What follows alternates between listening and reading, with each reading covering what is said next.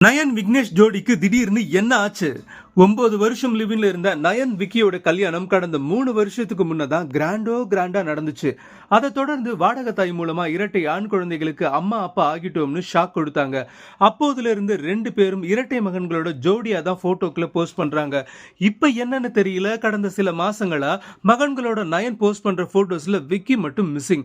உடனே நயன் விக்கிக்குள்ள ஊடலா இல்ல சீரியஸான பிரிவான்னு கேள்வி எழுப்புறாங்க நெட்டிசன்ஸ். லேட்டஸ்டா கூட நயன்தாரா 2 மகன்களோட மட்டும் போஸ்ட் கொடுத்த அன்னையர் தின போட்டோஸ் வைரல் ஆச்சு. அதுலயும் விக்கி மிஸ்ஸிங். சோ கேட்கணுமா என்ன? எல்ஐகே பட வேலைகள்ல பிஸியா இருப்பாரு. கல்யாணமாகி 3 வருஷம் ஆச்சு, இன்னும் என்ன புது தம்பதி மாதிரி ஹைப்பை கிரியேட் பண்றீங்களேன்னு கோபமா கேள்வி எழுப்புறாங்க தீவிர நயன் ரசிகர்கள். ஆனா எல்ஐகே பட வேலைகள்ல பிஸி. சோ போட்டோ செஷன்ல கலந்துக்கல, வேற எதுவும் இல்ல. ஒரு போட்டோவில் 2 பேரும் இல்லாதது குத்தமா? கல்யாணமாகி தான் 3 வருஷம் ஆகிடுச்சேன்னு சிரிக்கிறாங்களாம் கியூட் தம்பதியான நயனும் விக்கியும். அட விடுங்கப்பா.